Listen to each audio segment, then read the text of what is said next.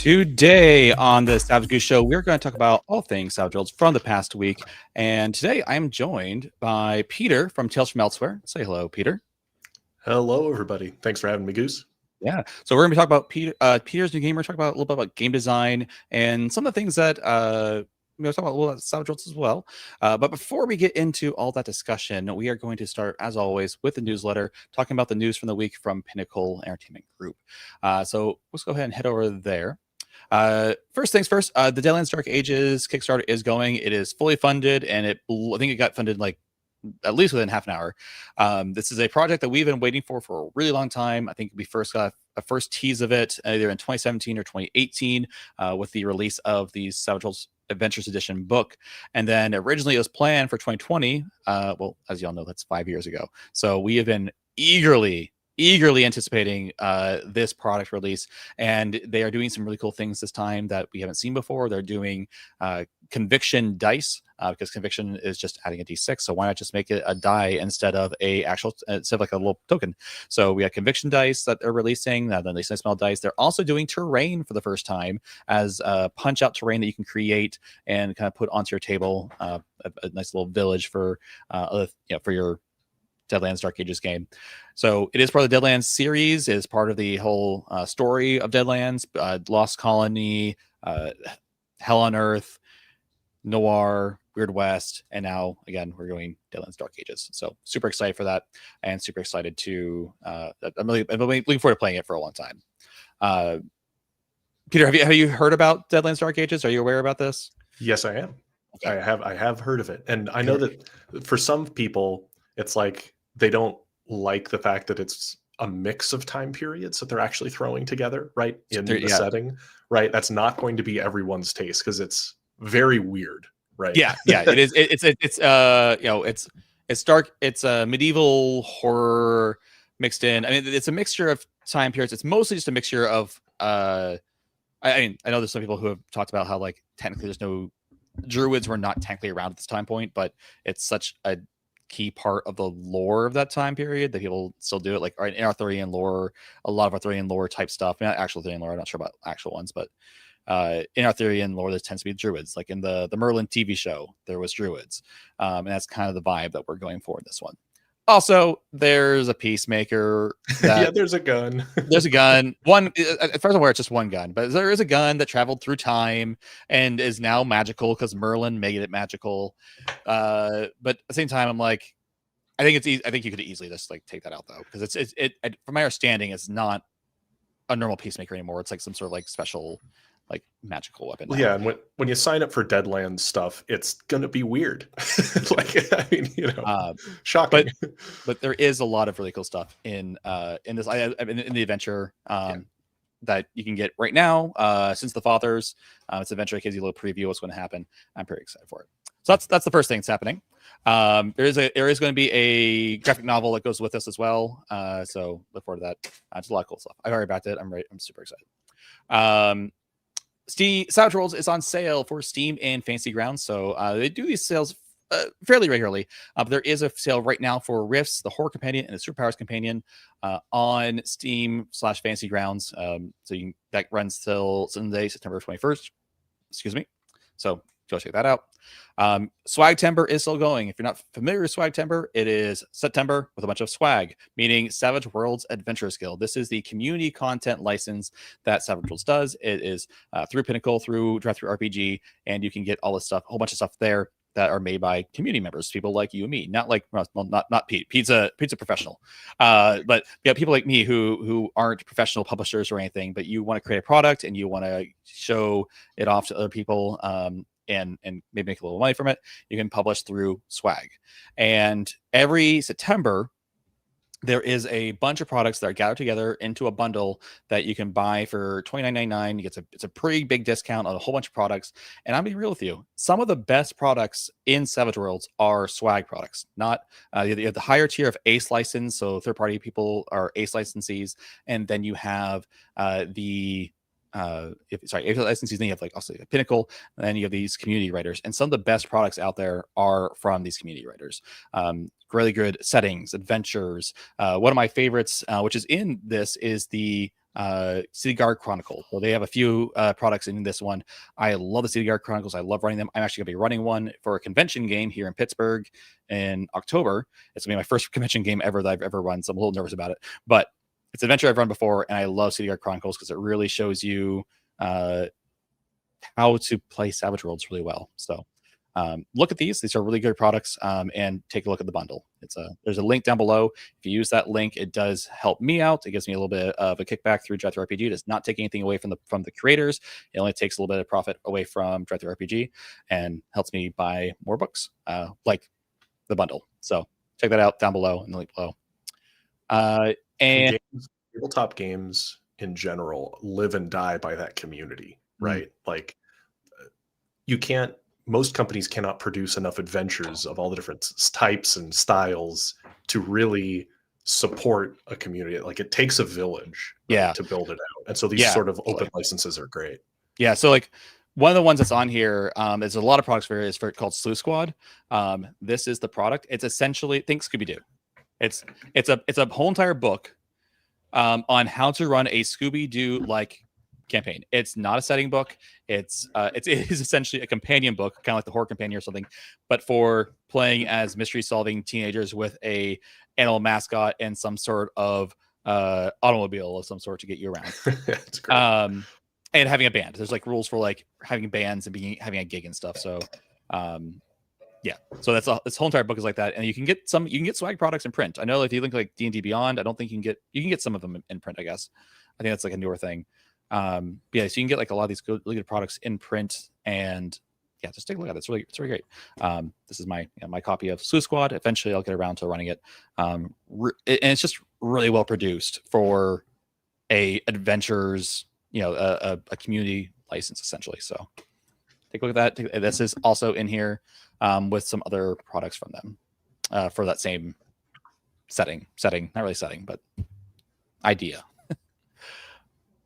Necessary Evil actual play.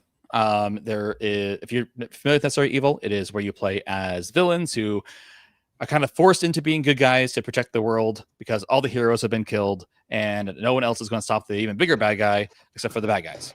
So if you're interested in watching an actual play of that, you can take a look at Ultimate Morality, which is by Knights of the Smith Dinner Table. They do a lot of actual plays with Savage World stuff, and you can take a look at that actual play over on the official Twitch channel. And then lastly, we can see a current update on all the different Kickstarters from Pinnacle that are currently going on, what we're waiting for and everything. I'm personally just right now waiting for that Deadlands Lost Colony stuff. I have some other stuff in here too, but I'm mostly just waiting for that because I don't have any Deadlands Lost Colony stuff yet. So just got to expand my Deadlands base of products, and then I can run all the Deadlands stuff. All right. So that is the newsletter. We'll go ahead and jump back here. Kickstarters. First off, Deadlands Dark Ages. It ends on Friday, October 3rd.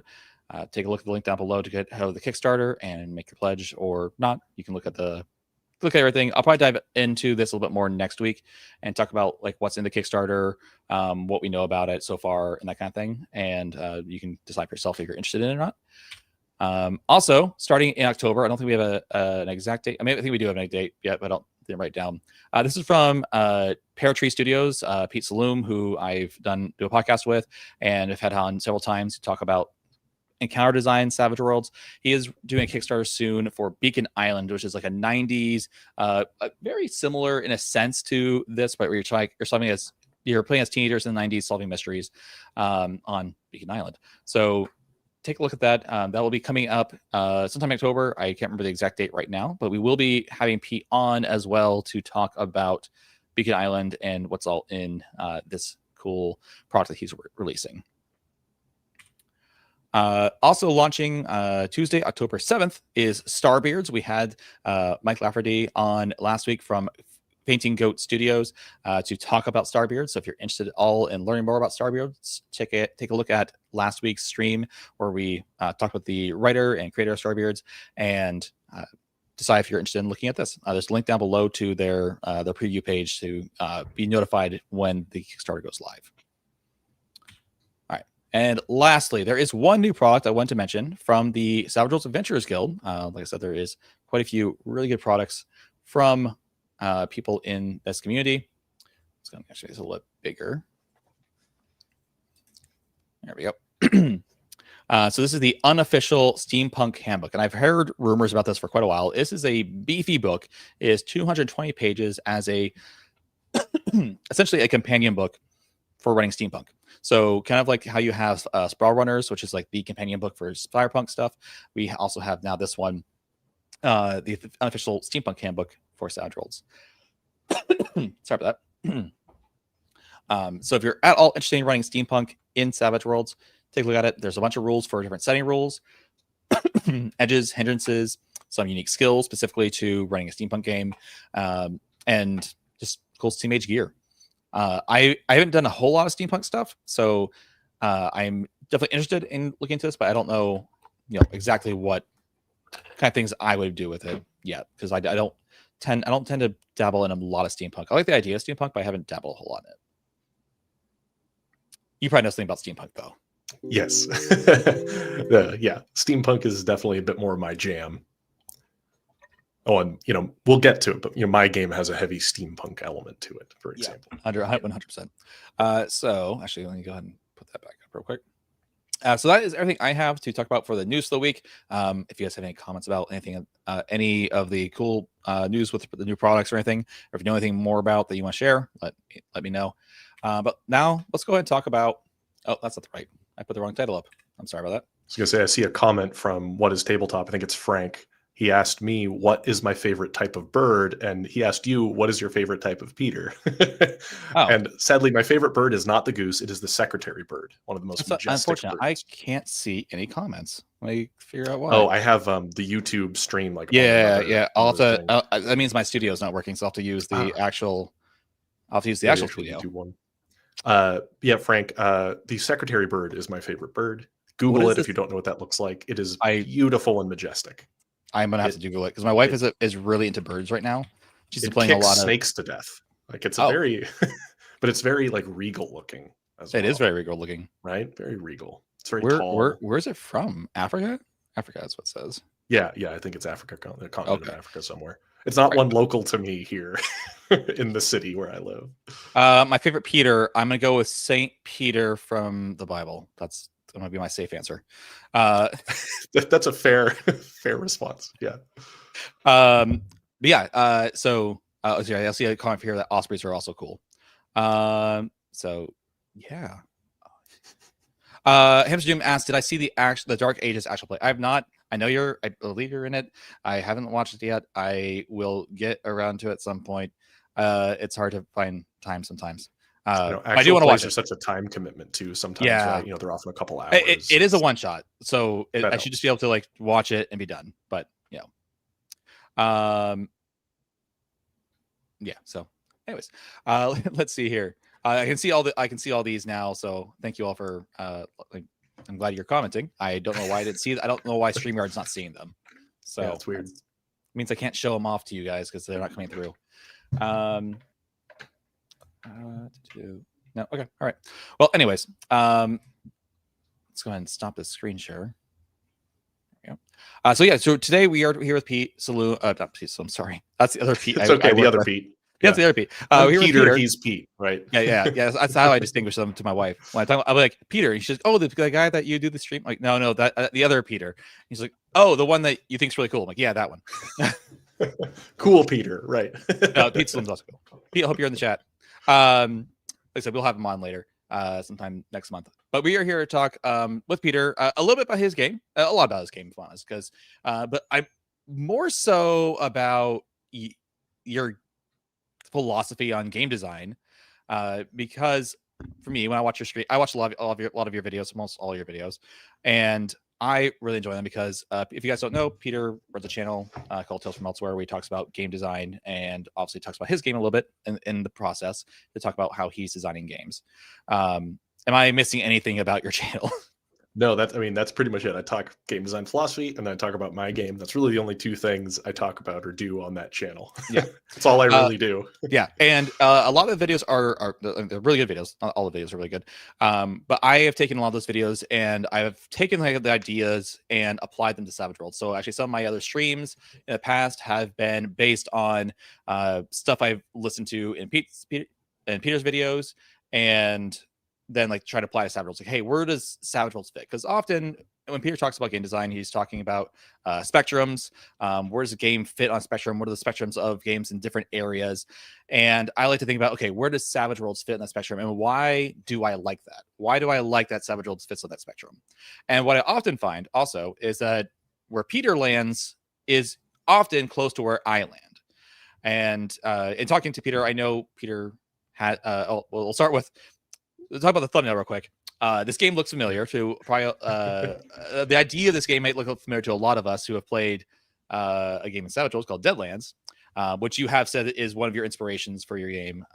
So let's actually start there. Let's actually start by saying, give us the premise of your game, not your system. We'll talk about the system later, because it is the game, the setting and the system are technically separate, though very involved with one another, like very.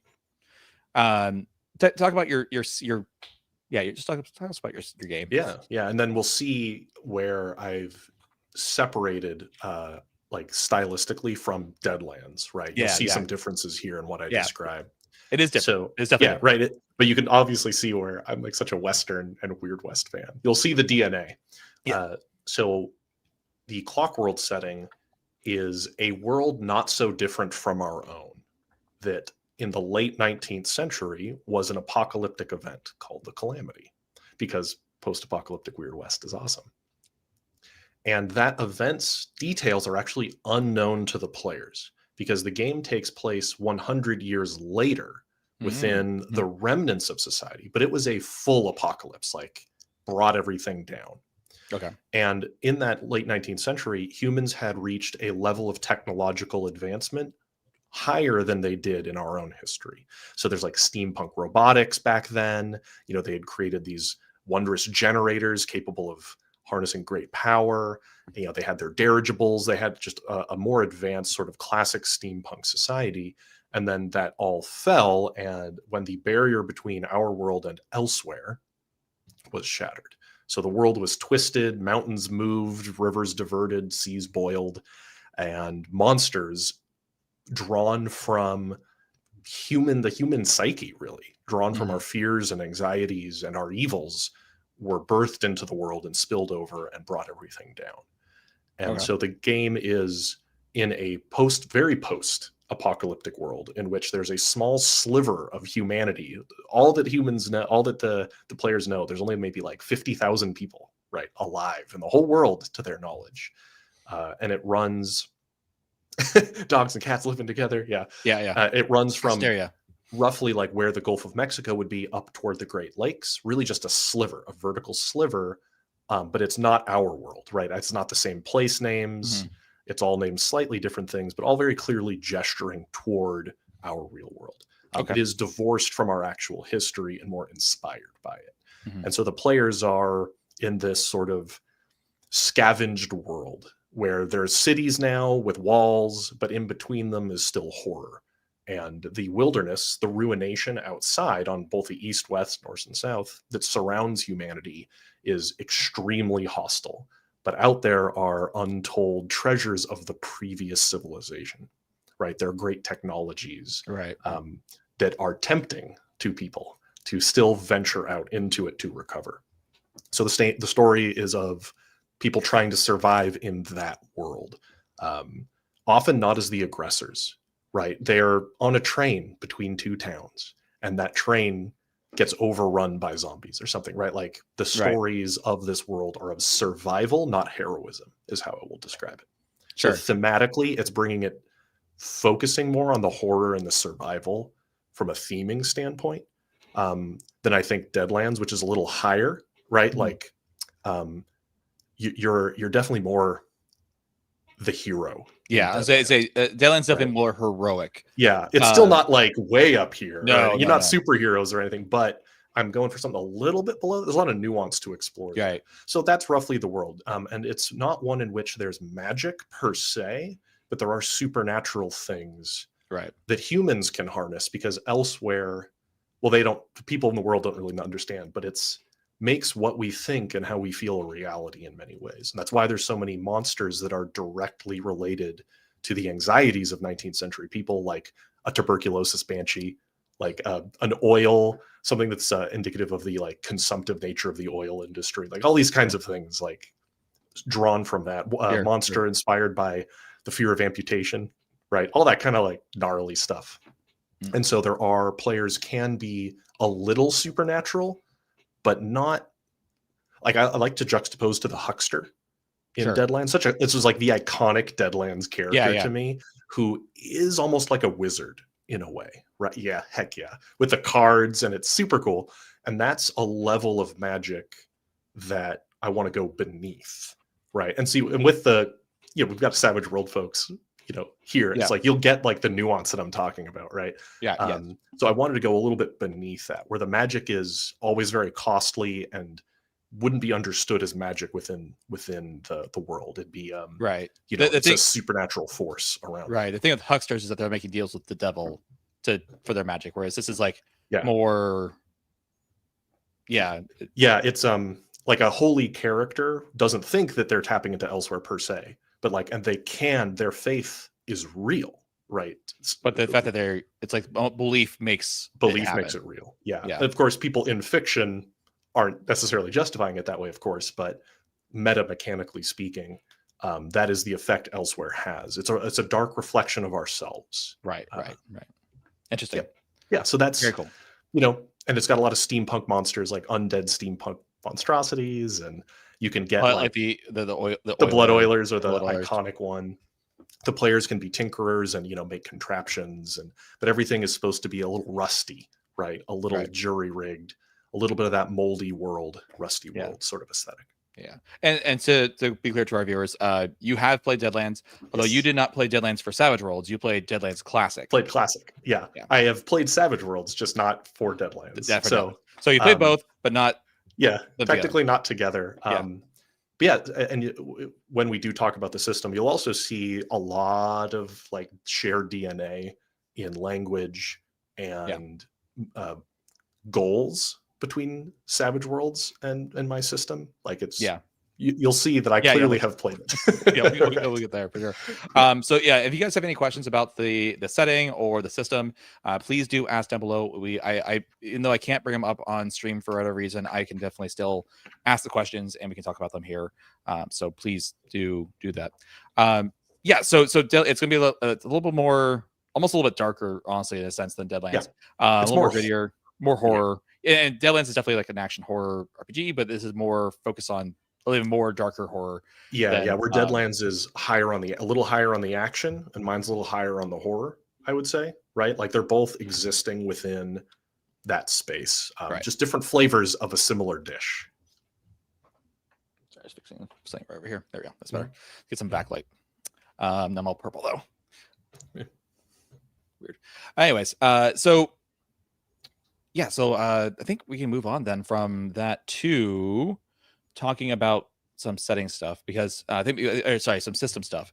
I'm just trying to figure out I think I would like to start with is actually characters, if that's okay. Or we can start with characters, or we can start with the main mechanic, because this is like the main mechanic is definitely very different than Savage Worlds. Unlike where we have like skills like increased die type, because let's be clear, that's pretty unique. I think I can't think of any other game that does that. You might the scaling dice. Put on the spot. I'm sure there is. I just can't think of it. Right. Yeah. But Savage Worlds is also one of the earliest, we would say. Because Savage Worlds is what, a 30-year-old system, or no? 20-year-old we just celebrated 20 years a couple years ago. Yeah. So Deadlands is celebrating 30 years this year. Right. Or this year, next year. Boy, that if it wasn't for if the gray in my beard wasn't enough to make me feel old, realizing that Deadlands is 30 years old is funny. Yeah, Deadlands is hitting that 30-year mark. Savage Worlds just hit 20 recently. Wow. So I think we had like a special anniversary edition for everything. So, and there's gonna be I know for the 30-year anniversary of Deadlands, they're doing a lot of a lot of stuff. So Nice. be ready for that. But yeah, so let's just talk about the resolution mechanic real quick. Sure. Let's just start there, and maybe the skill, the way you do skills essentially. Yeah, sure. I'll give you the elevator pitch of the core game. So the intention behind the core resolutions of the game is to remove a lot of math and a lot of moment to moment modification of die rolls in favor of putting the emphasis somewhere else in the system. And we'll get to where that emphasis was. So there's a lot of shaving off of rough edges in certain places so that you spend more time focusing on others, because the game uses a D10 that you add a single static modifier to. That modifier never really changes.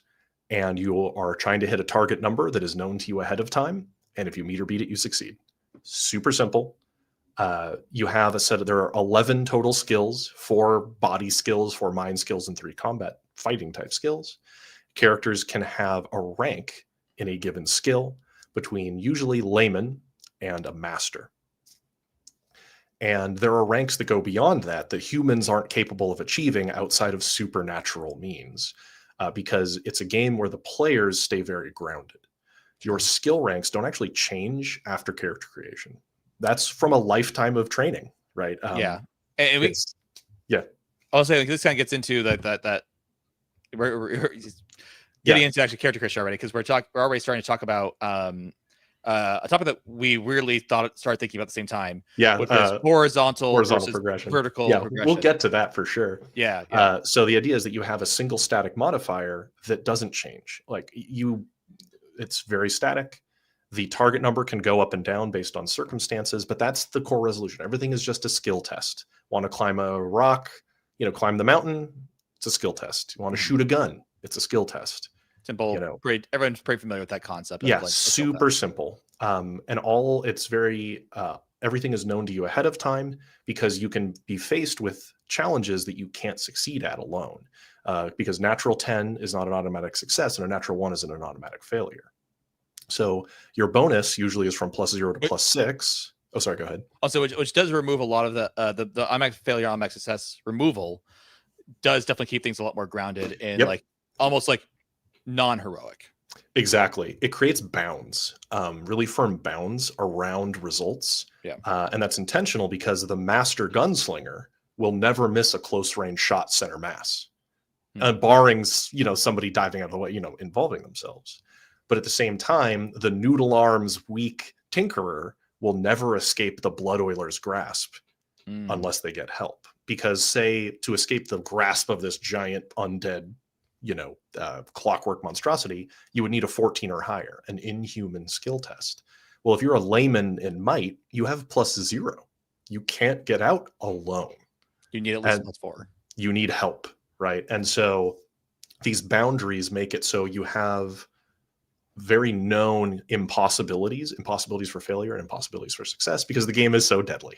And so we want the players to know what they're getting into, because they have a shared turn. They all act together and can try to problem solve that situation. Maybe the preacher character throws holy water at the arm of the blood oiler to melt it, to let go, so that the character who couldn't get out alone can escape. So that's skill tests. It incentivizes cooperation, because you are overmatched by the world oftentimes. Right. And what I like about this is that you're specifically designing the game so that you're specifically designing the game so that like certain things are impossible for certain kinds of characters, which is, I think, an interesting concept.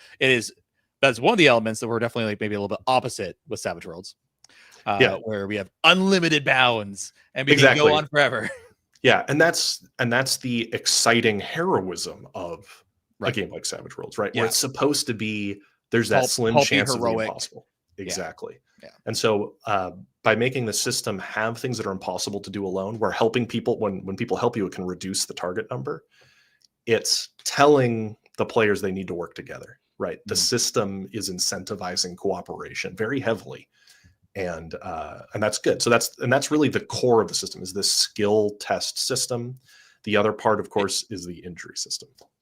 Okay, before I get to injuries, is there a and I tried to read through as much as I could, but I also missed stuff. That's all good. When it comes to assisting people, is there a specific I don't want to say a subsystem, but a specific mechanic for assisting, or is it all more narrative assistance? Yeah, it basically says if you get help, each person that helps you that could reasonably help you do something reduces the rank of what you're attempting to do by 1, because everything's a rank. How hard something is, how good you are, how tough an enemy is, it's all a rank. So it reduces that rank. And if you have a tool, something that could help you reasonably, that also would reduce the rank. Do they need a roll to assist? Nope. No, they don't roll to assist. They just pool their action economy as a resource to tackle a problem. The classic example is the wagon overturns in the river, crushing a civilian and potentially drowning them in the river. So the players no player can lift a wagon alone.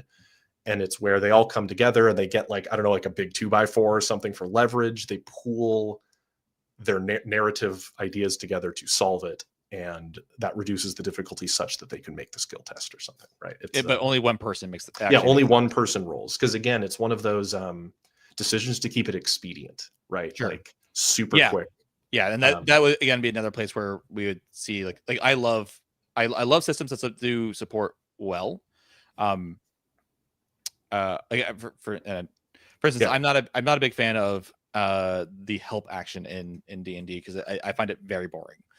Yes, and it's also because in D&D, what you're doing with a help action is often unexciting because it's really easy to get advantage on things, and that's all you're really doing. It's almost you're gamifying it instead of staying in the narrative. Well, yeah, and so advantage, because my game does have a high roll, low roll, like advantage, disadvantage. So advantage and disadvantage keep you bound within your skill maximum and minimum, right? It doesn't let you do something you couldn't otherwise do.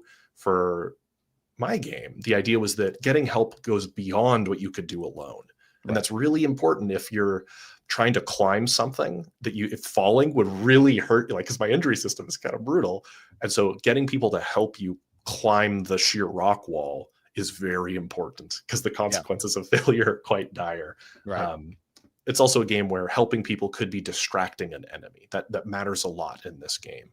A player could distract somebody else so you could sneak up behind them and stab them in the back. Like, that's very powerful in this system, actually. Helping by interfering just in the core resolution is quite strong. Right. As well. Yeah, because it's like with Savage Rolls, the help action is still a roll. Like, you have to narrate what you're gonna do, choose a skill that makes sense for what you're trying to do, and then like there's a roll to like give a bonus. And then you'll and I think I personally like what you're doing. Don't get me wrong. I like the Savage Rolls because I know my players like the Savage Rolls way of doing it because it allows them, it gives them an opportunity to roll. Yeah, they get to roll. But it definitely slows things down, like you said. Yeah, well, and it's definitely one of those situations where the game I've made isn't the perfect game by any means, of course, right? It's making the right decisions for its design goals. Exactly. So, for example, what's great about doing something like Savage Rolls does is it keeps everybody rolling in that scene, and you get the highs and lows of success and failure within the assist roll. Right. With TfE, I don't want to introduce more failure chances from helping. Because the players are supposed to have a lot of control over their probabilities. And so, because they know if they don't free that one tinker from the grasp, they will literally have their arms sawn off. Sure. And so it's about giving the players that risk reward control. So it's a different goal. Right. It's losing some of the excitement aspect of rolling yourself in favor of more of a probability control, right? So it's just different. It's just different. Yeah, absolutely. Yeah. No, 100%. Yeah, that is one of the things that gets players down is like when you crit fail and a help roll and actually it makes things worse. It actually makes things worse for the players. Like, which is what happens in real life, right? If you're ever doing like home improvements and somebody comes and tries to help, and that's how you smash your hand with a hammer.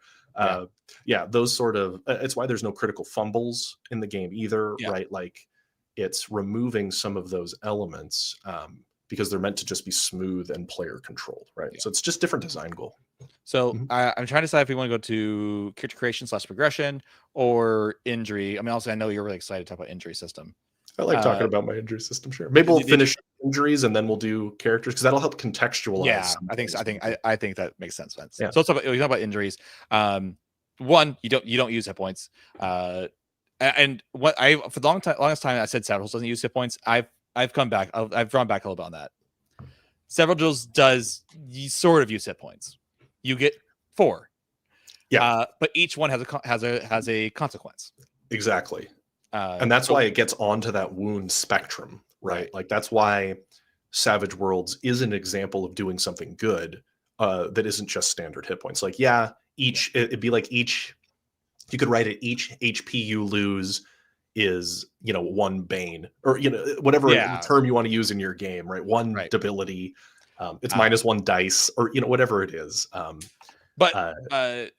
Which we'll get to, this part we'll get to later, is like it is capped at 4 for exactly, and so it keeps things bound characters, at least, which is great, because say players then most aren't characters. yeah, they don't get to 150 HP or something like that, right? And what I love about wound systems in general, Savage Worlds, mine, all things, is it makes interactions, violent interactions, have consequences that are immediate. Yes. Right. Because the only hit point that matters is the last one, generally speaking, in a traditional hit point game. But the journey toward that last one. Yeah. There's usually. Yeah. But yeah, with Savage Worlds, every time you suffer a wound, it isn't just, okay, take it off and ignore. It's like, okay, no, I am now wounded. Right. And there's something just more visceral about that. Yeah. Right. That I obviously like, that's my whole thing, is I love wound systems. And so, yeah, Savage Worlds is on that end of the spectrum where it's a little bit hit point like kind of, but it's still on this wound design vibe, because it is making each discrete interaction have a consequence. And that's why I like it. Yeah. And then we talked about this a little bit ahead of time, and we kind of mentioned this when I did the video for your community spotlight. By the way, if you guys haven't seen that, Peter does a community spotlight where he has like other people talk about their games, and I did one for Savage Worlds about death and dying. There is an option in Savage Worlds to do injuries, but it's not nearly as complex, or I don't say complex, as involved. Involved, I think is the word I was going to look for. Yeah, as involved as Peter's, and I do think Peter's is quite interesting. So please listen up with this part. Yeah. So we saw all the shaving off in the other structures, right? Super simple math, very linear. And that's because the injury system is meant to take more of your time, more of your mental energy to process. It's the focus of the experience. Characters suffer various severities of injuries, each of which, I'm going to sound somewhat technical, each of which is a packet of narrative and mechanical consequence, is how I like to describe it. I'll say it. I think I've heard that before. Yeah, it's I may have used this phrase a lot. So the idea is that you have been harmed in some way, and I, the GM, I'm handing it to you, the player, for you to write on your sheet. This packet has a description, a story that happened. I have been shot in the leg, and because that's what happened in the game, and it has consequences. We call them complications to that injury, things that matter now. I can't walk on that leg, and I'm bleeding out. Bleeding out is going to cause me very quickly to lose consciousness. This packet, this injury, is now a discrete challenge I need to overcome. This is something I need to address, because it's going to cause these various effects until I tend to that injury, at which point you check a little box next to it and say, okay, I've bandaged it, splinted it, and it's no longer affecting me. But on your injury tracker, you only have so many slots of each severity. And if you can't fill in a slot, then it goes to the next most severe. And if you can't fill any of them, you're dead. And players only have a few of these, and you never get more of them.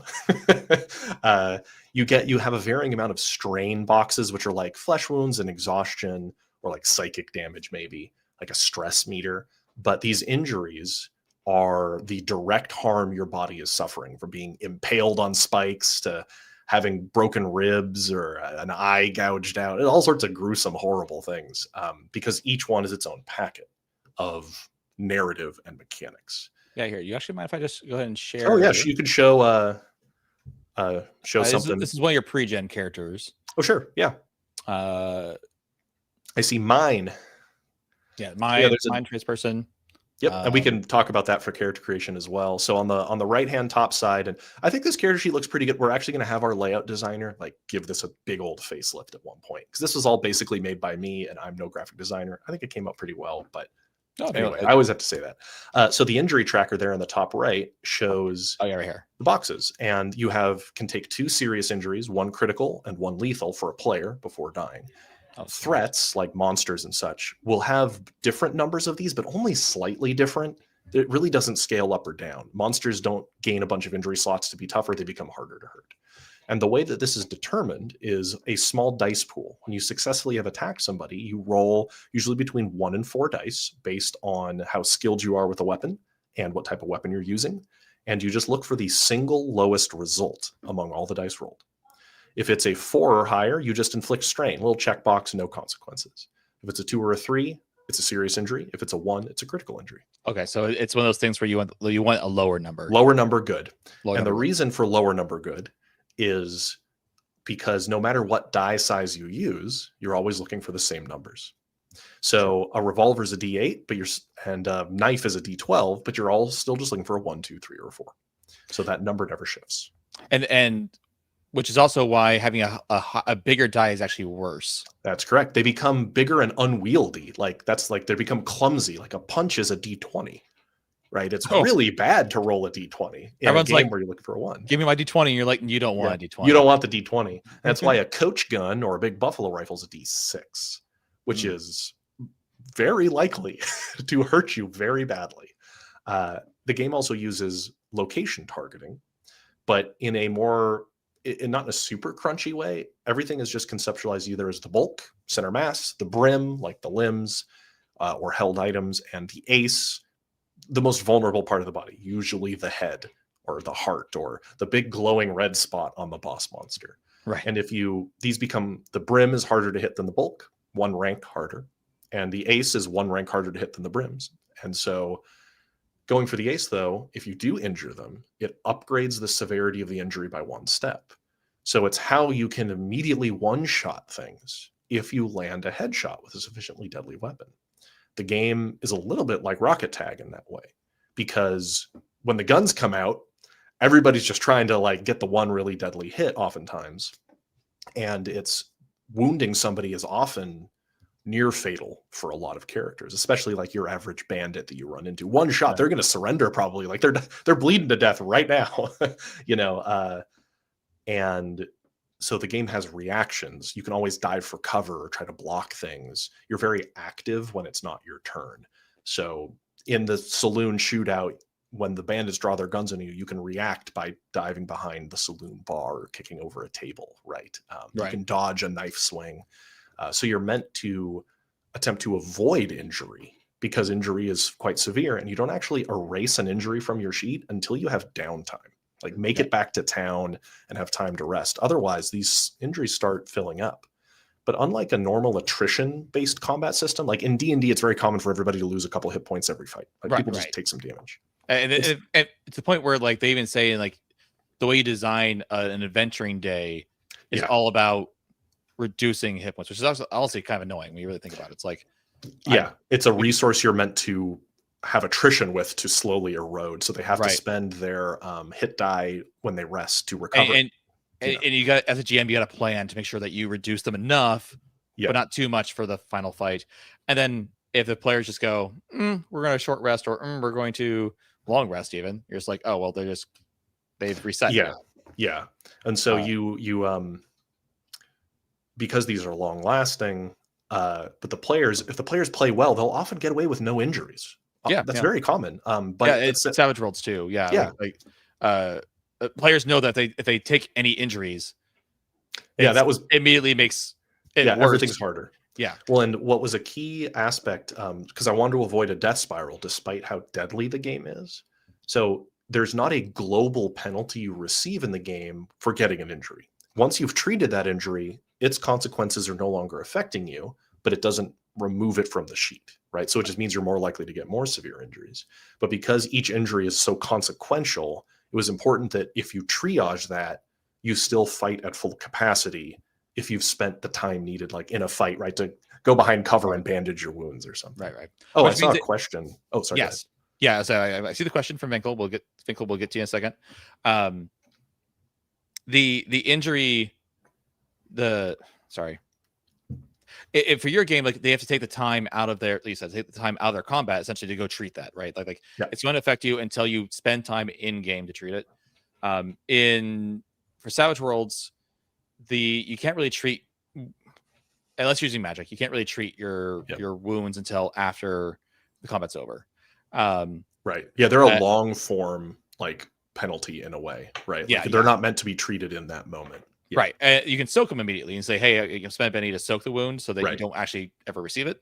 And that's what most players tend to do because they know like as soon as they get one wound, they're like, I'm going to try soak it because otherwise that penalty is going to apply to later soaking. Yeah. Yeah. And so players are very, they avoid any wounds at all, which means you often, like you said, end up with like no damage at all. Because they're it's a big Benny drain. Right. Yeah. Well, my injuries are meant to be consequent, like a big spike, like, Goose's character has been impaled on that rail spike. We need to address this. Like, it's meant to be the challenge now that contextualizes the fight. Right. So that's which makes it very narrative. Like, and then it kind of forces players to stay in the narrative. To do so. Now, how much does the game how much does it rely on GM improv essentially for the player is on a spike? How much of that is built into the game, and how much of that is like relying on GM improv? That's a really good question. So I love when a game gives a solid foundation of the core things that a GM or player would need, but gives you space to go above that. Yeah. So the game has a core set of just conditions like being restrained, bleeding, in pain. It has those all laid out for you. And the monsters, the threats, will say what kinds of things they do in the stat block, right? It says when the blood oiler saws off a limb, this would be maiming and agonizing and bleeding, right? It says that there. But really, you're just painting with a set of common effects that you can apply as you need. So you don't usually need to make up a lot on the spot. Like being impaled, there isn't a specific impaled like condition. Right. But I would just say like you're restrained, like you're immobilized and bleeding. Maybe you're in a lot of pain. I don't know. Those are all just things I can slap on there pretty easily. And that's all built in. But the rules just say like, hey, don't let this be the only things you do. Just pick something to give them a low roll on if it's or reduce one of their defenses, right? It's from playing it myself and having other people run it for me, it's been pretty easy to improvise those, mainly because there's a baseline set to paint with. Like you get a couple colors, right? Right. And you can always mix them and maybe do something different, but a lot of things boil down to, does this hurt real bad? Like, does it stick you somewhere? And is there blood gushing out?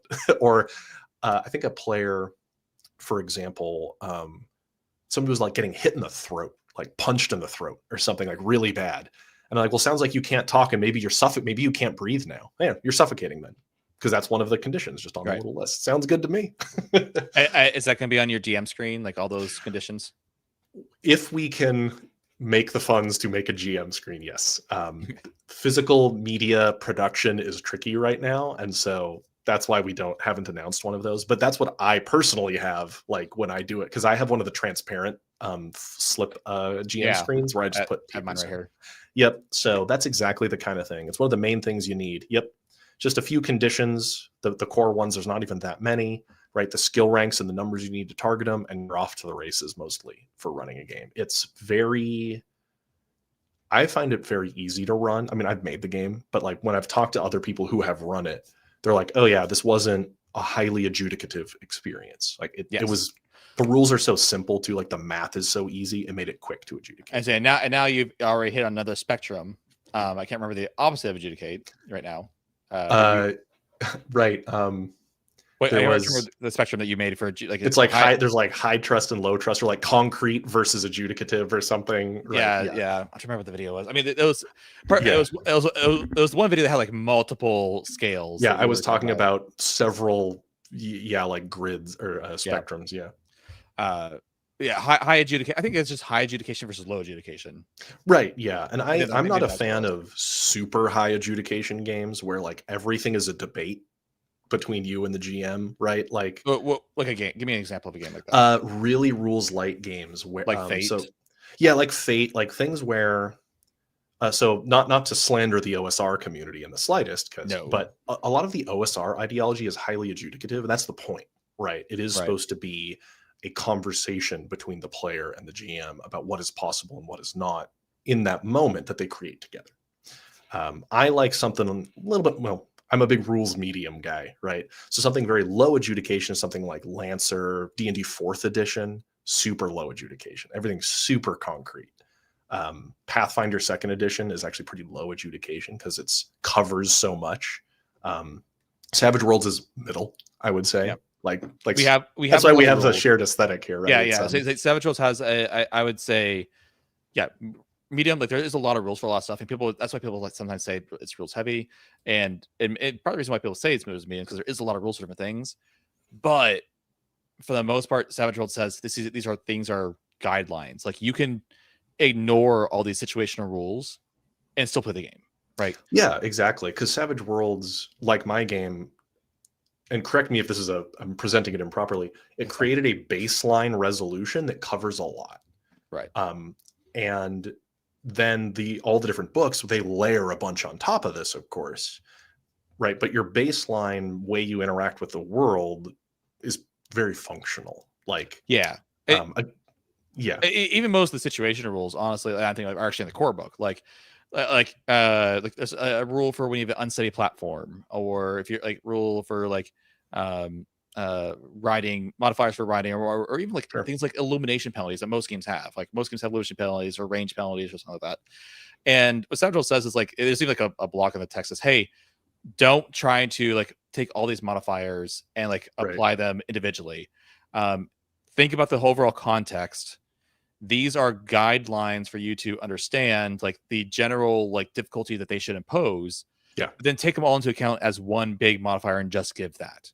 And say, hey, it's raining, it's dark out, and you're riding on the back of a horse. It's going to be a difficult roll for you to shoot this guy. I'm going to give you a -6 for this roll. Yeah, it's like we don't need to go look up every rules reference for each of those necessarily. Exactly. Yeah. So that people I think often misunderstand what the purpose of those situational rules are. It's like they're not not actually rules. They're more like guidelines. Yeah, it's showing you a precedence. Yeah. A big time. Well, a big influence.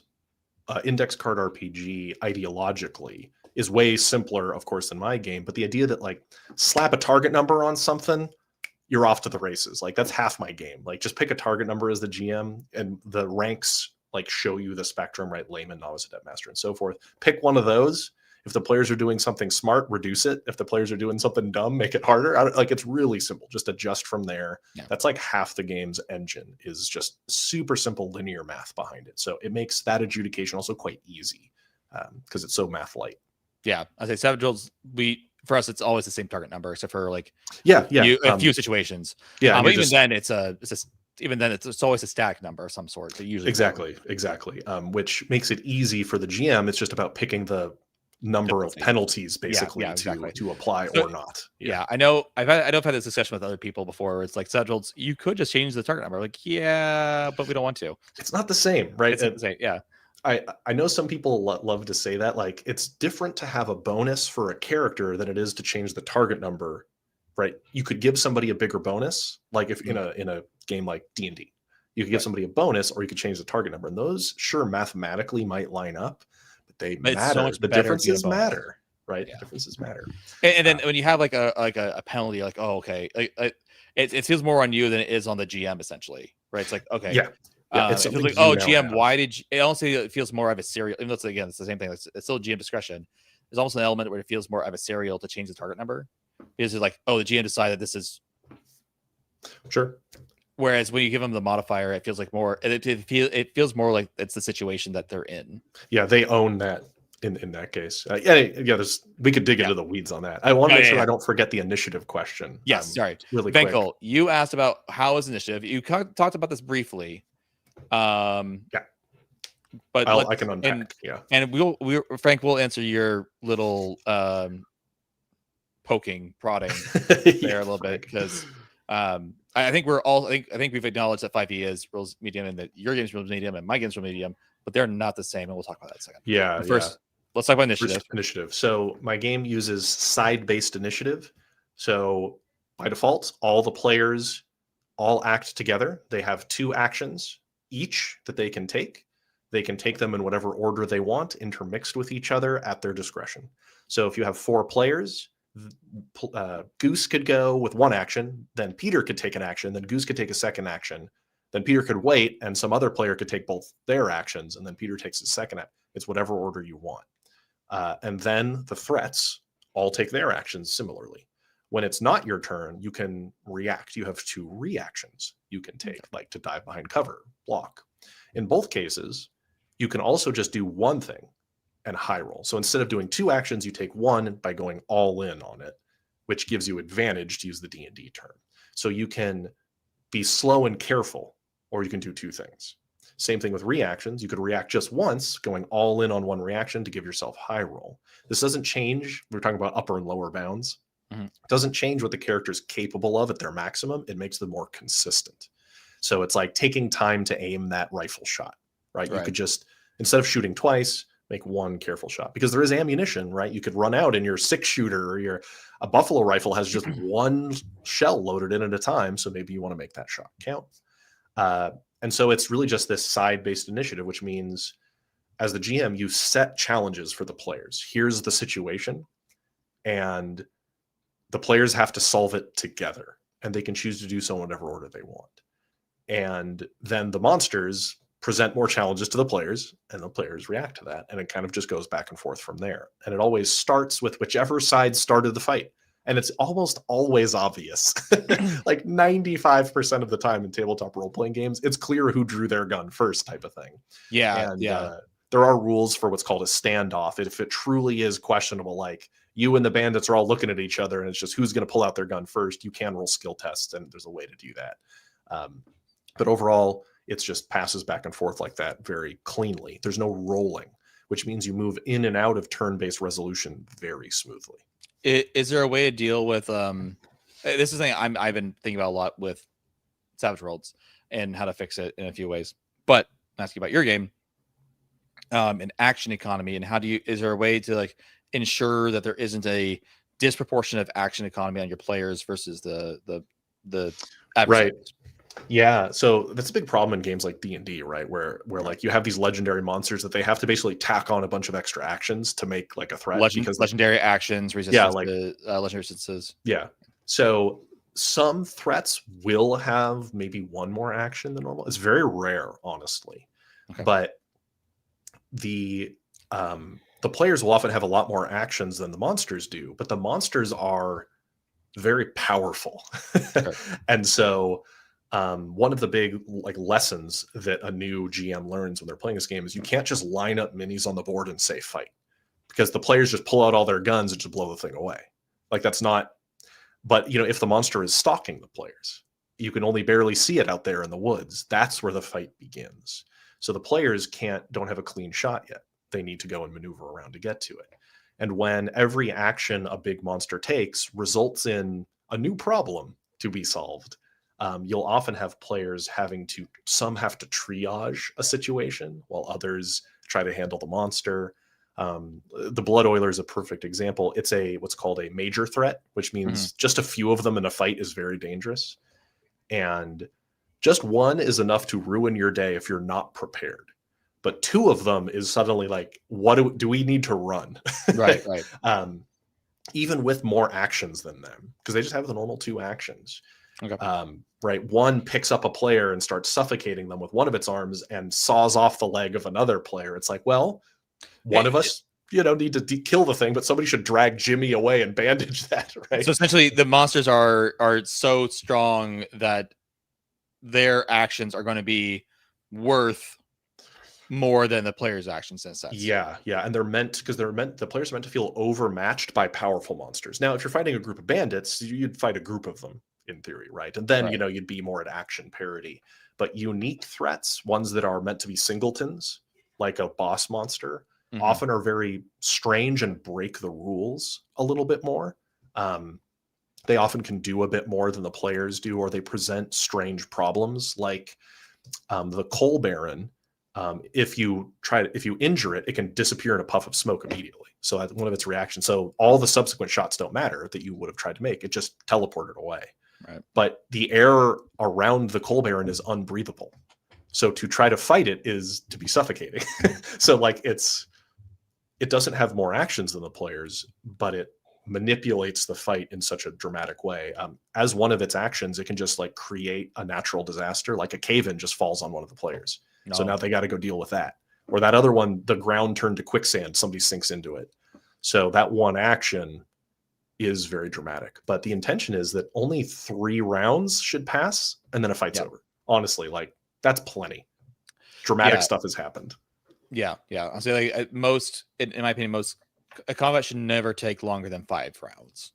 Yeah, right. And with my game, since every action is really consequential, right? It can be very dramatic. Like in one of the live plays I ran just a couple of weeks ago, there was a blood oiler where one player ran up and severed one of its arms. Another one hit it in the leg to like bring it down, like they're trying to injure it.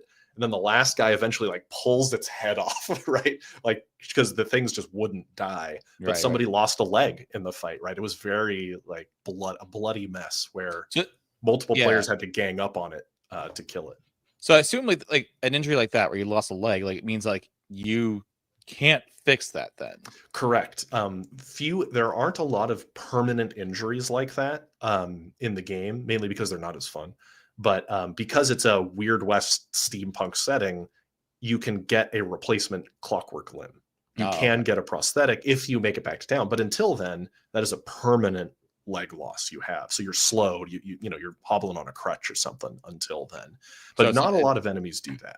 Okay. That is it's not that fun, basically. No.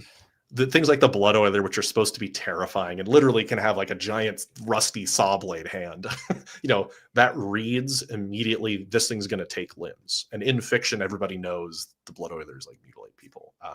So things telegraph that right before they do something like as a permanent ability. But there's not a lot of like, you just suck now for a long time, right? They're meant to be problems you can address in the scene. All right. So cool. I hope that answers your question about initiative. I do want to talk about character progression, because you mentioned that characters, when they get a rank in something, skill at character creation, that throughout the campaign they don't really or usually change. And I also want to talk about character progression as far as like, well, I guess we could talk a little bit about character creation, but I think I'm actually more interested about character progression. Mm-hmm. We've talked again about horizontal character progression versus vertical character progression. For people out there, D&D has in my opinion, a very vertical progression. You don't have a lot of decisions that and I actually picture it as like a pyramid, like how tall is it or how wide is it? That's how I picture, because I think most games have a little bit of height and width to them. No game is only height, and I don't think I don't know of any game it's only width, right? So like D&D, you level up for the most part. Every once, 4th level, you can get attribute score increases or a new feat, and theoretically you can multi-class. But for the most part, things are generally predetermined for you on how you're going to progress. Your proficiency bonus, for example, just increases as you level up. You don't get to make a decision about what skills you got better at. It's just you got better at the skills you're proficient at. They get bigger. Versus all playing Savage Worlds. Every time you level up, you can either get a new edge, you could get an attribute increase, you could get skill increases, or you can try to reduce a hindrance and say like, hey, one of the down things about your character isn't as bad as it used to be. He's overcoming this hindrance, and that's the level up. And so you can go up in Savage Worlds. You can increase your fighting skill, which does have a cap though. Like it has a cap on how good you can get. You can get other edges to make you better at combat, but at some point you kind of done all you can do.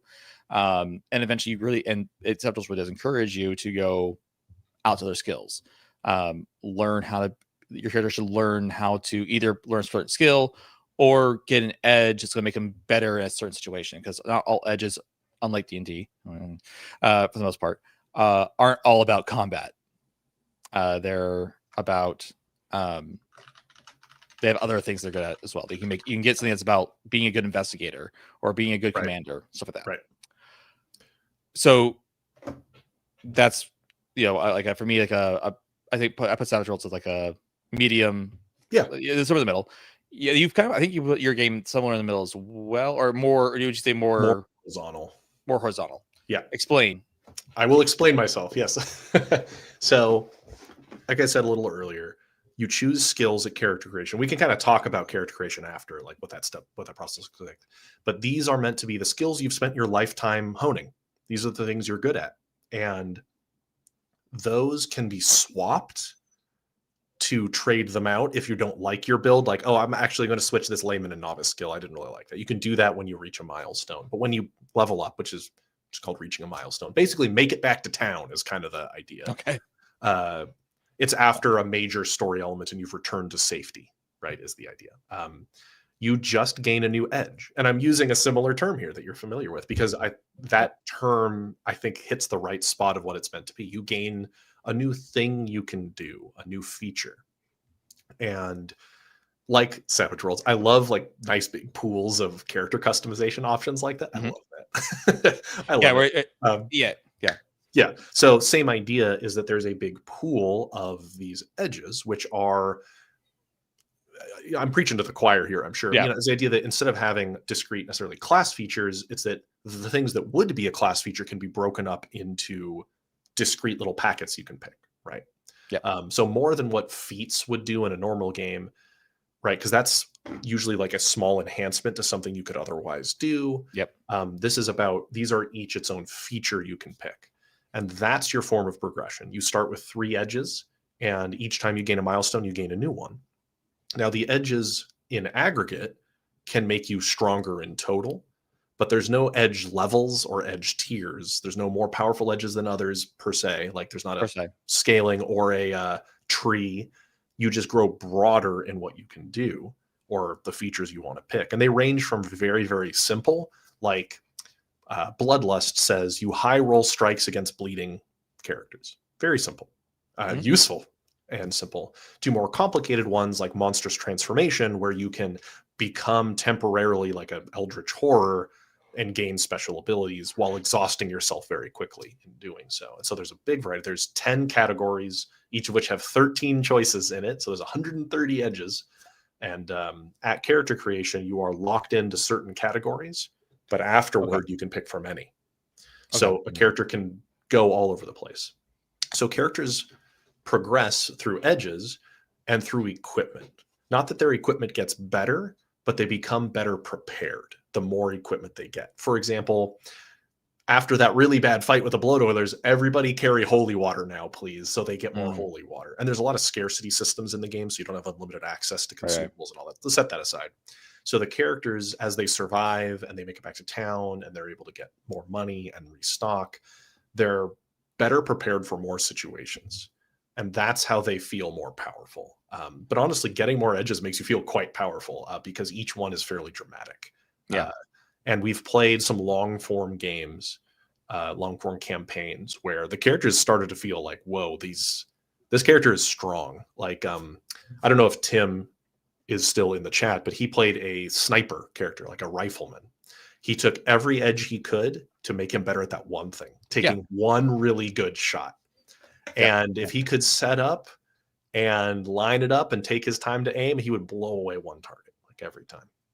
But if any enemy got up to him, like if any monster come and snatched him, he was in really big trouble because he put all of his eggs in that basket. While other characters will pick edges to help make up for a poor skill. Like had a player that was a really bad shot with guns, but wanted to be able to protect themselves. So they took an edge called Sitting Duck, which says, if you're shooting a target that's out in the open, you always high roll it. Right? Just makes them a little bit of a better shot. Doesn't change their skill bonus, but allowed them to make up for a deficiency. So you get more powerful, but it's very horizontal because your skill bonuses do not go up. And it's still fairly bound.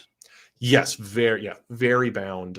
It is worth noting in the optional rules section, there is a variant rule you can use if you want to have more of a heroic progression, and it has a suggestion on how you could have your skills advanced so you can go beyond even master rank if you want. But that's considered not the default. The idea is that these are people that are just flesh and blood, and they're not going to be masters at everything. You're going to be good at just one thing, decent at a couple things, right? Kind of deal with it. Like the world is hostile. Deal with these inadequacies you have.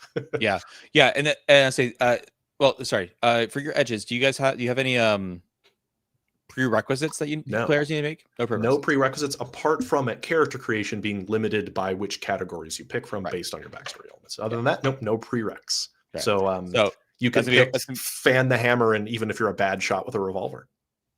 There you go.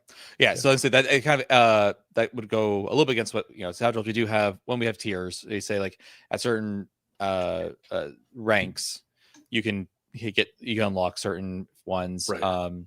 At certain things do require you to have certain skills, but that's also because in advancements you can increase your skills, so you can spend the advance to increase your skill so that you can get access to other things.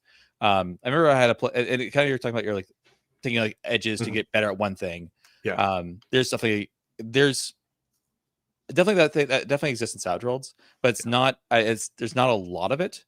You're pretty bound, honestly. I mean, like there's a few things you can get like combined together. It's like I know we were talking about in the Discord server how you can combine quite a few options to get really good high parry, which means that you're really hard to hit, which is not necessarily a bad thing. But there's a problem. There's a problem that we talked about, but we're going to that right now.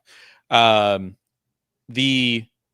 I remember one of my players, he wanted to be really good at fighting, and he took sweep, and he took an ability called frenzy. The thing is that you can't use them together. Right. You have to choose one or the other. And he realized that later. He's like, wait, I can't do these both, but I have them both. So he has like more options in his toolkit. Yeah, he's broader. He has more things he can do, and it is both fighting related, but he can't do both these options at the same time. And because none of the edges really like give you a skill bonus, like they're not changing your underlying math really. It is about some can be layered, like just to use the sniper example, there's an edge called patient shot, where basically you can go all in on a shot, aim really careful, but then wait to shoot and let the enemies have a turn first, which is very dangerous. And if you do, your shot's deadlier. Like it upgrades the severity. So it's a risk reward. And you could combine that with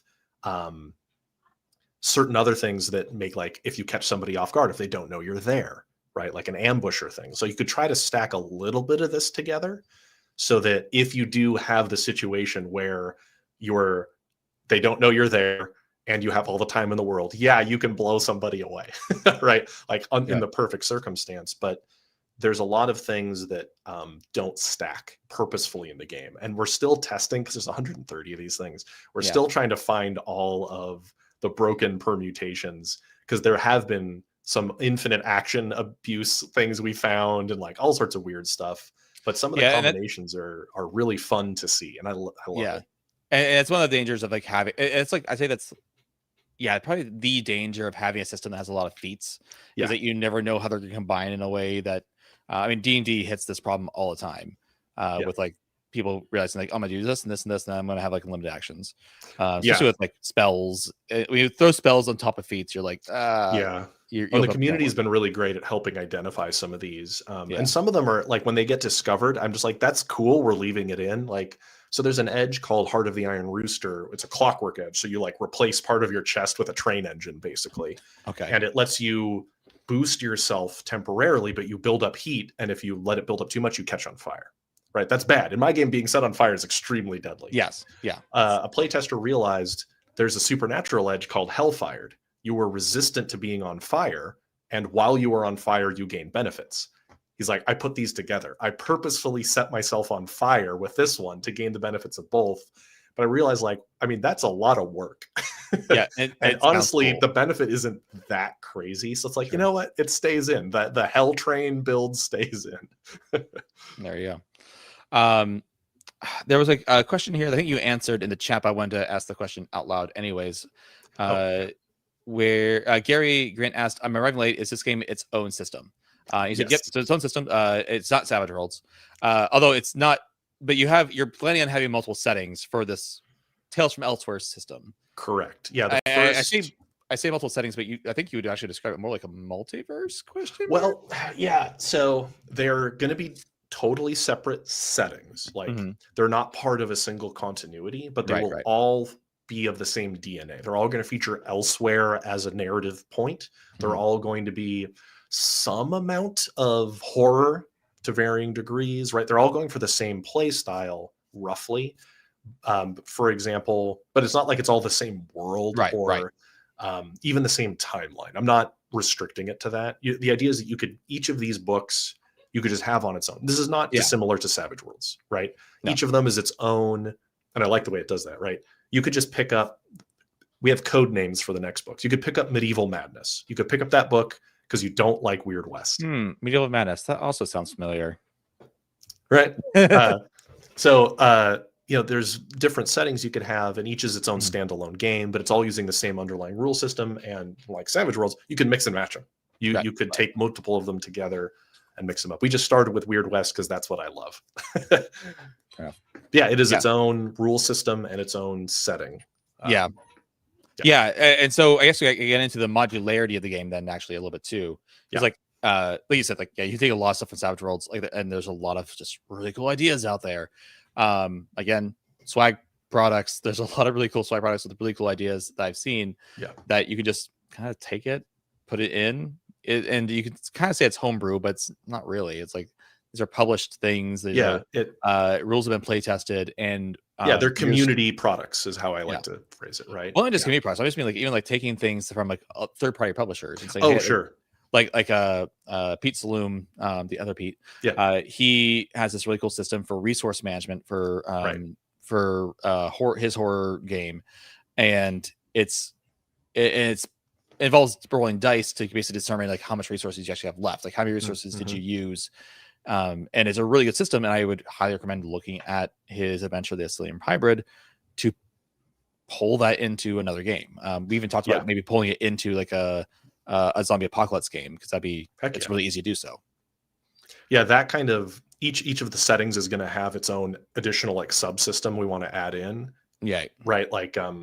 The medieval setting will have a magic system, a proper magic system to it. And most likely, I'm still tooling around with it, it's going to have a faction conflict system.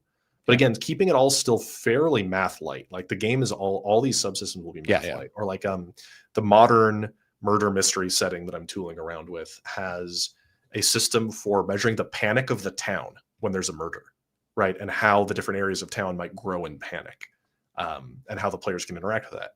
So there's a lot of levels.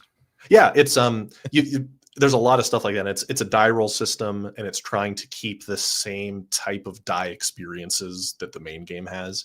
So you've seen shades of this in all sorts of stuff. So just in Savage Worlds, the idea is you can pick your additional modules and stick them in where you need. And so the idea is to grow that over time. And like swag, we want to have an extremely open license for. I think you said in a stream you're looking to model the Shadowdark license. Shadowdark and Morkborg are the two, I think, great examples of super open and permissive licenses and very simple and straightforward. Very simple. There's no Morkborg couldn't be simpler. It basically just says, don't reprint the stuff in our books, don't reprint our art, right? But here, use, and then here's an SRD, here's the basic rules. Slap a compatible with TfE logo that we provide on it, put the little disclaimer in that says, hey, we're not affiliated with Tales from Elsewhere Games, and you can make whatever settings or add-ons or monsters you want. You're planning on creating a system reference document too? Correct. There's going to be an SRD. It's already in progress, and the little OGL license. We're going to try to launch all of that Q1 2026. It's really just me and a couple buddies putting all of this together. So I always say please be patient with us, because we all have day jobs. So it's going to be as permissive as possible, right? You don't have to pay me anything. Just make stuff for it, put the proper disclaimer on, stamp it, and you're good. You can sell it, you can make it. I love those kinds of open license and because the way you're planning on doing it means that there's not going to be a Tales from Elsewhere core rule book that you need for any setting. Correct. There's just an SRD that's free that has the core resolutions and structures in it. Use that to make whatever you want, and you could reprint that, right? You can include the SRD because that's the point of an SRD. It's just you can't put my Blood Oiler art and you can't the Blood Oiler stats. You can't reprint the stuff that I've made for a setting book, but you can make reference to it. If you write an adventure to be used, say hey, this is on page something of the Clockworld book. That's where the Blood Oiler is in your adventure. You just can't, reprint my intellectual property. Make stuff that's compatible with it. Super open-ended. And like we've kind of been talking about, the math in the game is so easy. Mhm. It's really easy to make monsters, like Sure. stat wise. Yeah. Like it's easy to homebrew stuff. So I'd love to see just all the horrible stuff, like monsters that people come up with, right? Just all the gross, creatures. Yeah, I say those are, you hit on two things that I've been working, or I've been thinking about in Savage Worlds context, and sorry to be fair, Peter and I did talk about, we're going to talk about Savage Worlds and this, and kind of like totally on board. So the monster thing. So one of the things I actually really hate about, I dislike about Savage Worlds, and I'm not afraid to say things critically about Savage Worlds. We can critique the things we love. Yeah, so, exactly. That's healthy. Yeah, exactly. That is how the monsters are designed, because they often have like references to things. Either they're kind of complex, they have data that isn't either relevant or necessary for like combat, or they'll just like reference like, hey, these monsters have these edges, right? And it's right, like, well, then you have to go look those up. Yeah, I have to look up the edges. I'm like, or if I don't know what that edge is, and it also makes it like making the monster really difficult. One of the best things about having a community around your product is that sometimes people come up with better ideas to do things than you did. So like this monster manual for Savage Worlds is my favorite monster manual, because they simplified how monsters are designed. There's no looking up anything. Right. Data is right there in the abilities, like the ability that the monster has.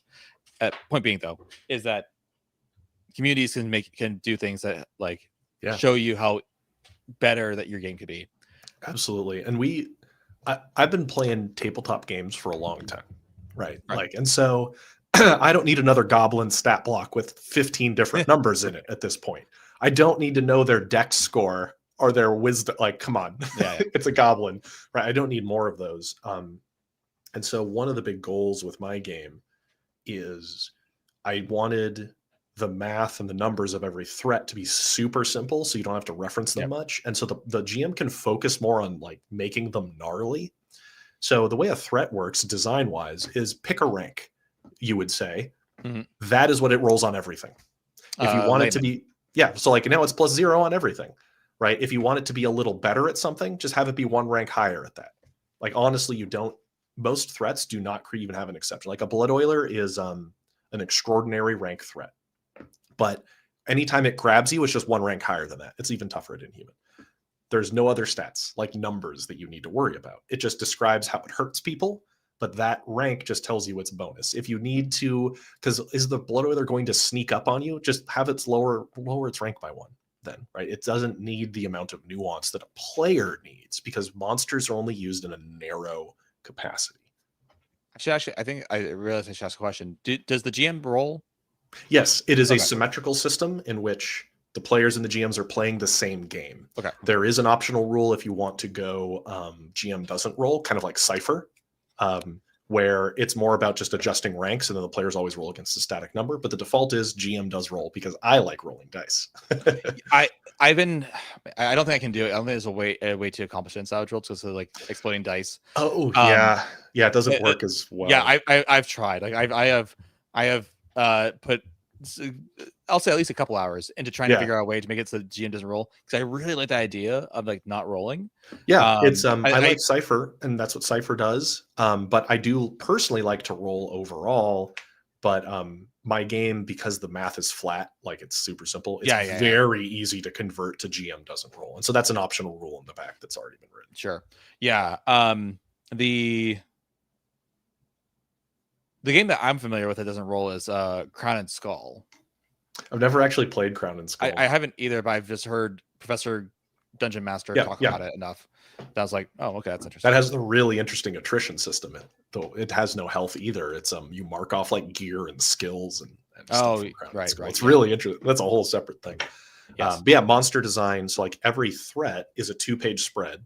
Only a little bit of it is numbers. The rest of it is like how to run it, lore, random tables you can use for inspiration, like so tools. Tactics and like narrative. Exactly, like things that are useful. And then there's a part that has the numbers, but there's only a couple numbers because it just rolls the same thing on all of its skill tests, and it's So if it was just the stats, how big would a stat block be? Oh, for a lot of threats, it'd be tiny. It's like, well, I mean, you could even just write one line. Like, this is novice rank and it has these injury slots done. Like, you could just do that. Is there one? I mean, there's got to be a stat block in one of these. Yeah. So if we have the Kickstarter, there's a preview document has the sample that has a mock-up of a unique threat, one that would have a lot of text, just not a lot of numbers. There's one for like the Arizona Tenor or the Coal Baron. Yeah, so there's some repetitive information in its stat block for convenience. Like, you don't need to write its bonus. Like, it says strike plus 10. That's technically repetitive information for convenience because its rank tells you what its bonus is on everything. Like, it's inhuman rank plus 10. So this is a mock-up by our layout designer where there's a lot of text because it's unpacking the things it can do, but there's not almost any numbers, right? And so it's like cause disaster is a big old block that describes how it could make, different hazards. But this is a boss monster. And so the assumption is there's a lot of explaining text on what all the various things it can do. But there's very little like stat blocks on it, right? Similarly, back another page, I think, is the Arizona Tenor. Same idea. This is a unique threat, so it's meant to be its own set piece. But there's very little math, right? It's like explaining how to run it is mostly what this is, like what it can do. But that little block at the top where you see like rank and size and types, that's like the stats. That's pretty much it. Cool. Yeah. So ends up being very math simple, and you can spend your GM energy like thinking of how gnarly and gruesome it's going to be, is how I describe it. And then bandits are like tiny blocks because they have like a gun and a knife, right? Right. Yeah. Vinkel asked, is there a live play video? There are several. They're on the Kickstarter page, as Timothy mentioned. Oh, yeah. And some of them are with some YouTubers that you may be familiar with. Yeah, I have been very lucky to get to run for some YouTubers. There's some people who've done their own actual plays where they've run a session. Like, for example, I don't know if Frank is still in the chat, but Frank at What Is Tabletop, he ran a session of my game with his group, which is super cool. Really, really fun production value. Yeah, definitely go check out What Is Tabletop. He has some really good videos. So he did one. I'm actually running another live game this Saturday, by the way, with the same ones as last time. Some of the YouTubers, they came back for more. Thomas Finch. This one won't have Thomas. So this is the second group, which is Stephanie Plays Games, Bone Wizard, Bard's College, Trekaros, and I can't believe I'm blanking. Oh, and then Inothi Strife, Jason, just another YouTuber. If you see Thomas again, let me know. I like his videos. He's a chill dude too. He's like, in the session I ran with him, he was just cracking up the whole time. he was having a lot of fun. Yeah, they're really nice. I'm actually very and you're really great too. Like the people I've met on like YouTube have been really nice. It's great. Oh yeah, I will say that as this is my second channel I've done. I had a different channel that was not tabletop role playing games, so it was whiskey related. But most people I interact with have been like surprisingly chill people. And I didn't know you were a whiskey. We'll have to talk, as I am becoming an enjoyer of whiskey. I've also noticed there's been a lot more whiskey drinkers in the tabletop role playing game space than I had thought. There's actually a podcast that's Whiskey and Wildcards, and it's a Savage Worlds whiskey podcast. I'm like, interesting, nice. Yeah, we'll have to talk. Well, and one of the best consumables and most common consumables in my game is a flask of whiskey. It's a classic one. But yeah, definitely go check out What Is Tabletop as well, because they also do a lot of videos about game design and like instead of like talking about like things like I feel like they go about things a little bit differently than what Peer does. They kind of do an overview of like a particular topic. Frank said that they're doing character progression tomorrow. Oh, cool. Character progression videos come out tomorrow. I have been slacking and have not made my character progression video yet. Theirs is really cool. It's like a podcast. It's Frank and Charles talking through a subject, talking about a lot of examples of games, right? It's a great like primer and discussion about the subject. Where me, it's more like a lecture is kind of how mine is more formatted, right? Where I pick a subject and I rant about my thoughts on this ideology, right? Different style. mine are just why Savage Worlds is the best way to do it. Yeah, exactly. For a certain kind of game style. I'm not that well, yeah, arrogant. that's what's so great about tabletop role-playing games is there's so many different options out there, and they're all serving different purposes. And like we were talking about at the start, like, yeah, there's a lot of similarities between my game and Deadlands, but there's an interesting nuance between the two, and they're serving slightly different purposes. Like you wouldn't use one over the other for its own goals. Yeah, I wouldn't call Deadlands a survival game. Like there's not. It's Deadlands heroic horror. Yeah, right. I mean, the game. What people talk about Savage Worlds being is that it's good for pulp games. Yeah, pulp. Meaning that like the protagonist is going to do crazy things that you come out of nowhere. And the characters in Savage Worlds are the main characters. They have built-in mechanics that make them automatically better than everybody else. Yeah. Characters in a Tales from Elsewhere game are often bystanders. Right. Right. So just like they'll be. You could make a whole party that's like just like I'm a saloon owner and the other person like is a huckster, but in the historical term, like they just have a cart full of wares. Somebody else is like a day laborer and a preacher, and like you could just be average people. And the thing is, like in Savage Worlds, you could do that. They could all be that, but they're it's kind of like that meme. Yeah. It's like, wait a minute, I'm the main character. It's like the characters in the movie know that they're the main character. Like, wait a minute, like the Robin Hood example. It's like, lose? I'm not supposed to lose. Right? Yeah, in Men in Tights, I think it was. Right? Yeah, Men in Tights. Yeah, It's it's like the characters by being the main characters of the story, and kind of like how like when you watch certain movies, like they're not going to kill that guy off. He's an important character. Yeah. It's kind of like that. It's like it can still happen, but like they're automatically going to be better than just because they are the characters of the story. They still might be normal people, but because they're the main characters of the story, they're automatically better. They're not asking the question of the players, will you survive as much? Like that's not the core question. Like, will you make it out of this is more of like what my game wants the players to ask, like them to make that calculation, like, are we gonna get out of this, guys? Like, or what are we gonna lose along the way? I know we're going really long. I want to ask. I have one more question that I just thought of just now. Is along the lines of the narrative of the game. What drives the narrative typically? Do the players typically drive the narrative, or is it usually more the adventure drives the narrative? More of the adventure drives the narrative because the players aren't the aggressors in the world as much. Right. They are a victim of circumstance more, or the situation is thrust upon them. You could run it, where the players are the aggressor, sure, but it's the vibe of the world is the players have things that they want to do, like safely travel between towns, and the scene is going to interfere with that. Or, it's a wagon train trying to settle a new town out in the ruination, right? They are trying to do this, and the environment is hostile, and they'll have to endure what comes. You could run it where, like, here's the bandit hideout, and the players are all like bounty hunters, maybe, and that's like more of them being the aggressor, but it's mostly set up to be them as bystanders. Like I played in a game run by one of the other TfE team where we were a bandit outfit, kind of like Red Dead Redemption. Like we were a bandit outfit, but we still weren't the aggressors usually. Like the bank heist goes wrong and there's way too many lawmen. We have to try to get out of here alive.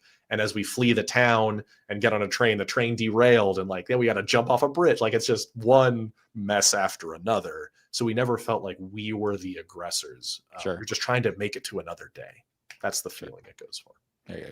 Okay. I suppose you could run it more heroically. It's just the game systems are better served, I think. When right. It's serving that survival horror sort of vibe. Absolutely.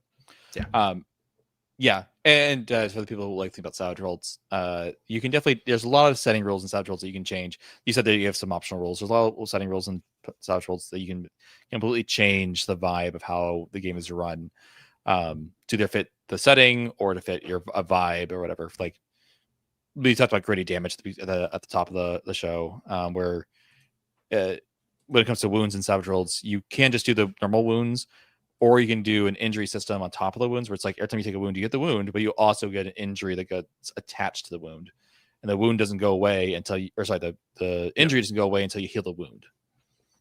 So Right. Yeah, and that definitely can start to get it into more of that gritty, gritty territory. Yeah, and there's a lot of rules like that. There are like magic systems and all that kind of stuff. Yeah, I get you.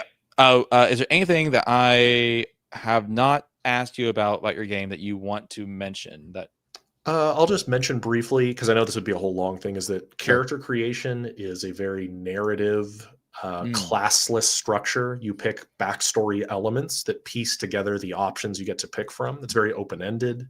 You pick a profession, culture, and incident, but profession isn't your character class. Each of those decisions has just as much mechanical weight as the other. So like your defining thing, you could be a preacher who was from the big city, but your insight, none of which is violent, right? You're a peaceful person. And so you wouldn't get any combat abilities from either of those. And then you pick your inciting incident as you're on the hunt. And now you get firearm proficiency and can pick like an assassin edge. And so your build can be defined by any sort of thing. It's not like a class structure. It can be any of these elements can create what defines your build. And so that's what restricts you at the start of what you can pick. If you want to be good at shooting a gun, you have to have something in your backstory to justify it. There's no like feat you can just tack on to say, I know how to shoot. You need to be like a mercenary as a profession, right? Or a lawman, or you need to come from a culture where there would be a lot of firearms, like being from the bandit organizations, or an incident, right? Means you're on the hunt for somebody. So it makes it so your character build is very connected to the narrative part of the world when you do so. And I think I like it. It's cool. It's very open-ended. Do you have any? I don't think you do, but correct me if I'm wrong. Do you have any sort of like hindrance like system, like penalty at character creation type system? We do not have a way to get more build points via hindrances, right? That's something like GURPS also has that. The closest thing would be there are origin edges that you can replace your normal edges with that change your biology, and all edges are just positives. So if you want to be a clockwork person, that's an edge you can take. And there's really good things about being a clockwork person. You're more resistant to injury, right? You're probably tougher than normal, but you can't swim. Sure. And that has its own issues in a game where water is dangerous, and also you can't benefit from eating provisions, which is one main way to recover, like during downtime. Or you could be barred from the marble orchard. You could be undead, but now a bunch of useful consumables don't work on you, and you actually can catch on fire more easily because you're drier. And so like that's the only thing that's close to that whole like gain a negative to gain a positive, but they're connected in a package. All in one. Yeah, no extra build points via or anything like that from hindrances. Gotcha. All right. There's always a lot of optimization that goes into that, and it's I experimented with it once. I'm like, no, can't fit in here. It's going to mess up the balance. So yeah, okay, cool. I don't see any more questions. Is there anything else that?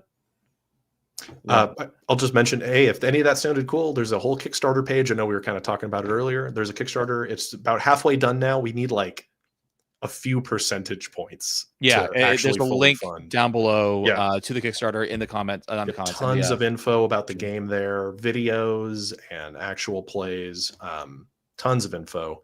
It's funny because if we had done the usual thing of just say like we only needed $10,000, we could have said we funded first day. But the actual amount we need to finish the book. It's going to be about 350 to 300 pages, big old hardcover, full color, high res art, like super premium product is what we're aiming for. So yeah, almost there. We're at, let's see here. We had 28,198.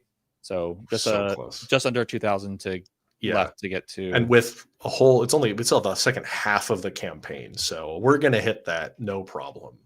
Maybe we'll get some stretch goals. It's an ambitious first project. This is our first game, and so if any of that sounded cool, I recommend checking it out. It's pretty cool. There's even free playtest packets and quick starts you could download at the bottom of the page. It is not the kind of thing that you need to go in blind on. We have tons of info, and I'm very available for questions, either on my YouTube channel or my Discord server. I mean, I'm all over the place. If you're interested in game design, the Tales from Outdoors Discord server is and the What is Tabletop Discord server are the places to be. Both those are really good, mature, great discussions about game design. If you want to just meet people to talk shop about, if you're working on something, right? It's great. Highly recommend. Of course, I'm in What is Tabletop's server as well. Yeah. We have our own little there's like a little circle of small YouTuber club. The Cool Kid Club for sure. Yeah, check it out. Yeah, definitely. Yeah, go check it out. I'm backing. I'm getting want to get a copy myself, just because I think this is the kind of game that I want to learn more about. Honestly, you could poach so much for Savage Worlds. Just take the monsters and convert them to Savage Worlds. Honestly, you could just it's so mathematically simple. It's easy to convert to other games that are mathematically simple. How many ranks do you have? There's a total of 10 of them, but honestly, you don't need that many. Well, let's see: layman, novice, adept, master, extraordinary, inhuman, legendary, mythic. It's 8. 8. Okay. But those top two, you live in the lower ones most of the time. You'll see in the book, people are lower ranks generally. And I was just thinking any skill in Savage Worlds has 5 ranks. Oh yeah. And then if you go above that, it's like a +1. But you're saying most people, and like you said, most people live in Savage Worlds live in the 5. Yeah. In my game, they live in the 4. So it's super close, right? A lot of the monsters and all that kind of stuff would be really easy. You could take an adventure written for Clockworld and just run it in Deadlands. Just take the ideas and just run it in Deadlands super easily. Yeah, it'll just be again, it'll have a different feel because it'll be pulpier. Man, right? We could have had a whole entire conversation about how game mechanics affect the feel of the game. Yes, but another time I'll have to come back. Yeah. All right, cool. Well, so we are way much over what I usually am. I usually end at 9, and we are about. That's what happens. I knew it would happen. There's a lot of just really cool stuff to talk about. I really enjoyed.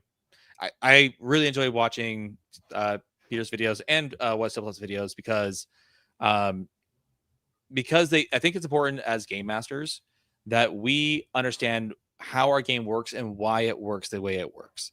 The more we understand how the game works, the better we're going to be as game masters to go for the right feel. Oftentimes I think people run a game and they try and get a certain feel that the game is just not designed for, and that can have negative impact. So it's important that we understand how games work and why they're designed to do what they're doing.